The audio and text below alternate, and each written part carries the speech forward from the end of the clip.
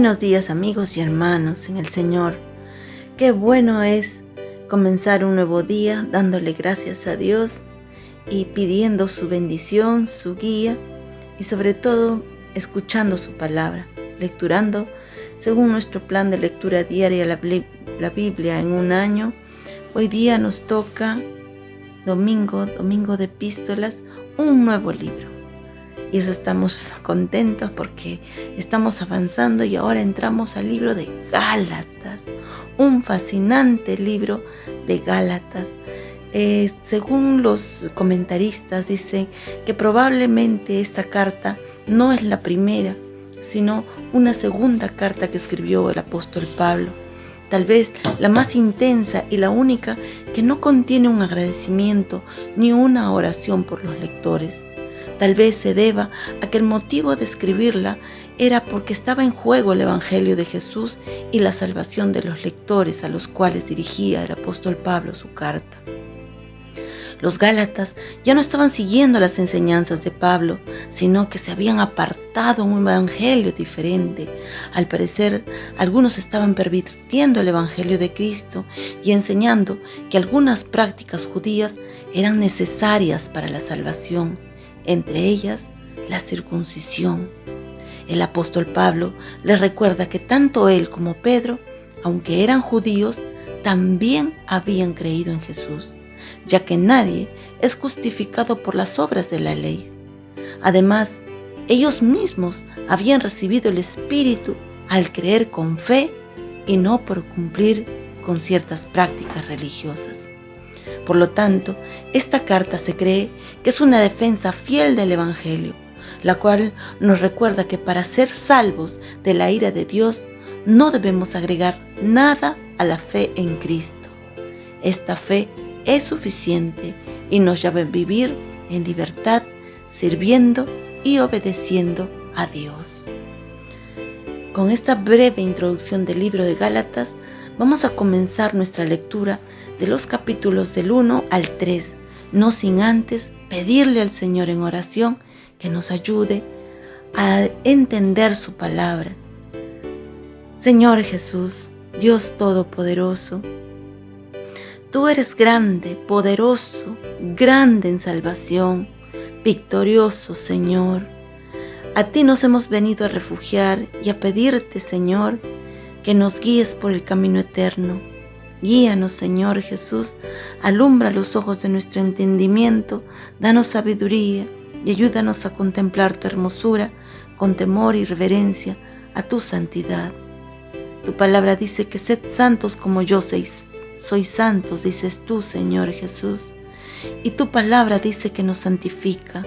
Gracias por darnos tu palabra, Señor Jesús, y poderla tomar desde tu preciosa Biblia que nos has dejado tu legado para conocerte más y más. Te adoramos, Señor Jesús, y oramos en el nombre santo de tu Hijo Jesucristo, nuestro Señor. Amén. Capítulo 1. Salutación. Pablo, apóstol, no de hombres ni por hombres, sino por Jesucristo y por Dios el Padre, que lo resucitó de los muertos, y todos los hermanos que están conmigo a las iglesias de Galacia. Gracia y paz sean a vosotros, de Dios el Padre y de nuestro Señor Jesucristo, el cual se dio a sí mismo por nuestros pecados para librarnos del presente siglo malo, conforme a la voluntad de nuestro Dios y Padre, a quien sea la gloria por los siglos de los siglos. Amén. No hay otro evangelio. Estoy maravillado de que tan pronto os hayáis alejado del que os llamó por la gracia de Cristo, para seguir un evangelio diferente. No que haya otro, sino que hay algunos que os perturban y quieren pervertir el evangelio de Cristo. Mas si aún nosotros, o un ángel del cielo, os anunciare otro evangelio diferente del que os hemos anunciado, sea anatema. Como antes hemos dicho, también ahora lo repito, si alguno os predica diferente evangelio del que habéis recibido, sea anatema. Pues, ¿busco ahora el favor de los hombres o el de Dios? ¿O trato de agradar a los hombres? Pues si todavía agradara a los hombres, no sería siervo de Cristo. El ministerio de Pablo. Mas os hago saber, hermanos, que el evangelio anunciado por mí no es según hombre, pues yo ni lo recibí ni lo aprendí de hombre alguno, sino por revelación de Jesucristo.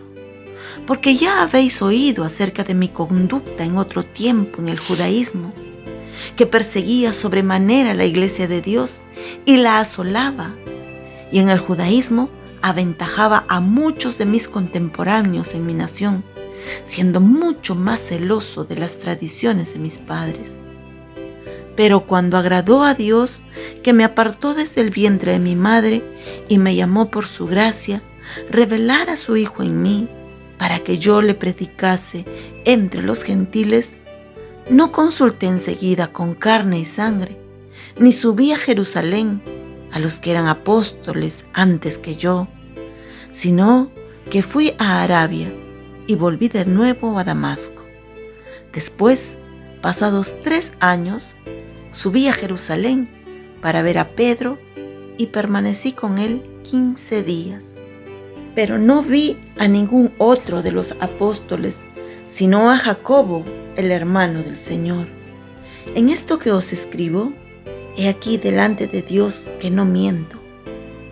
Después fui a las regiones de Siria y de Cilicia, y no era conocido de vista a las iglesias de Judea que eran en Cristo.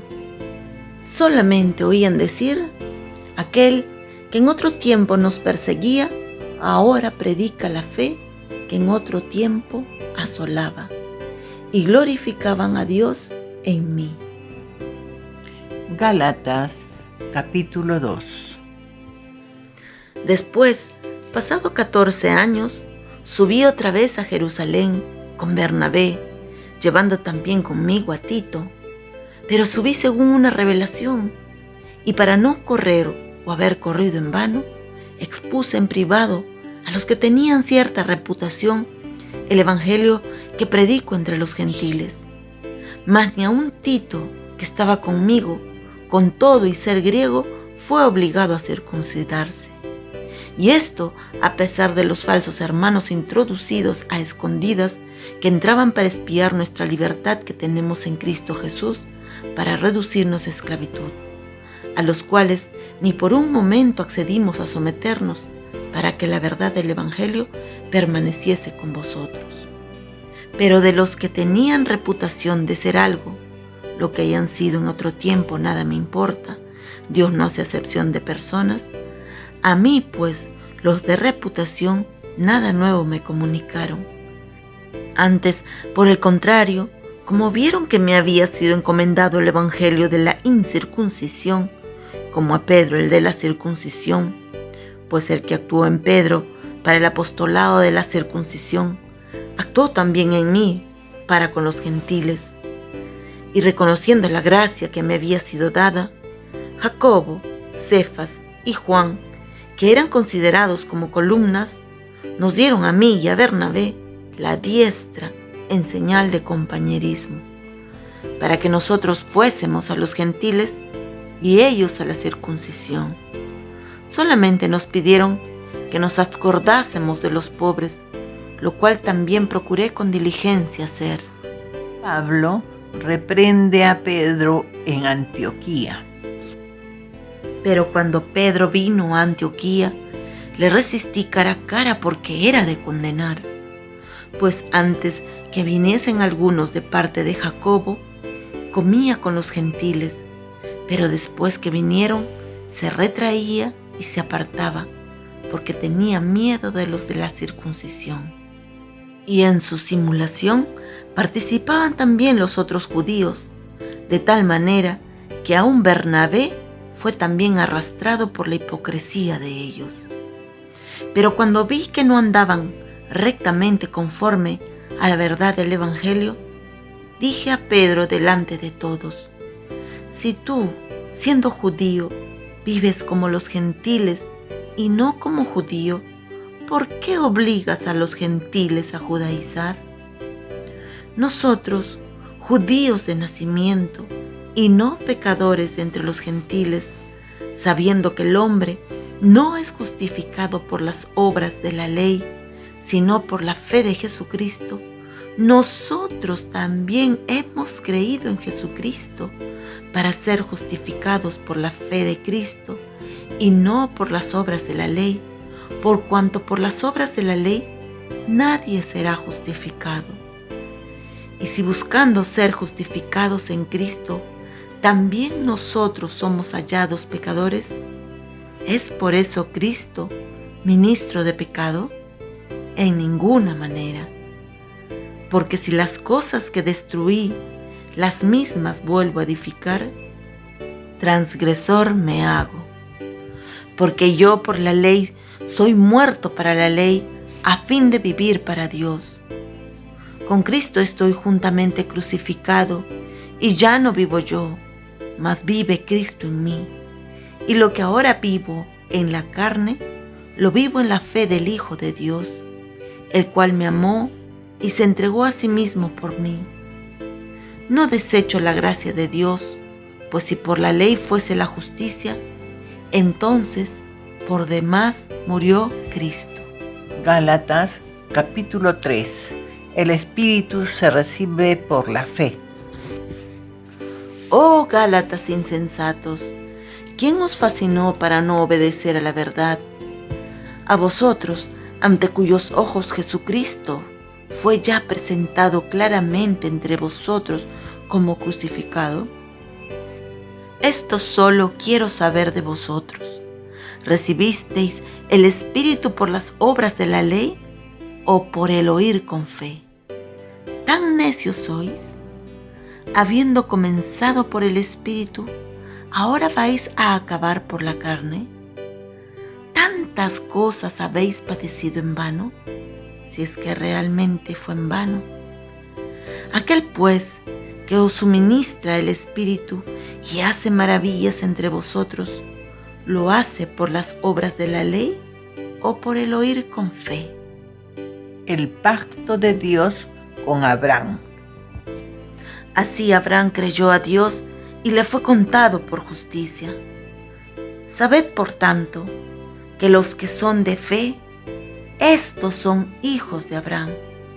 Y la Escritura, previendo que Dios había de justificar por la fe a los gentiles, dio de antemano la buena nueva a Abraham, diciendo: en ti serán benditas todas las naciones.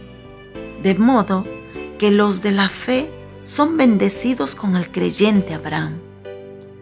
Porque todos los que dependen de las obras de la ley están bajo maldición, pues escrito está: maldito todo aquel que no permaneciere en todas las cosas escritas en el libro de la ley para hacerlas.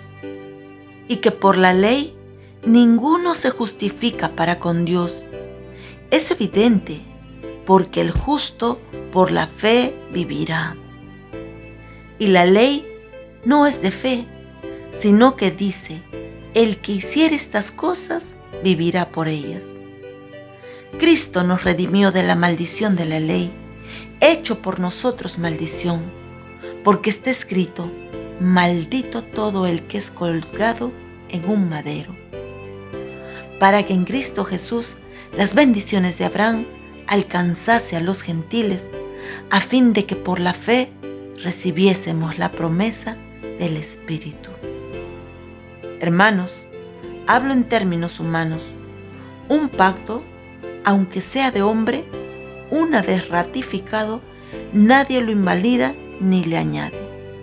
Ahora bien, a Abraham fueron hechas las promesas, y a su simiente.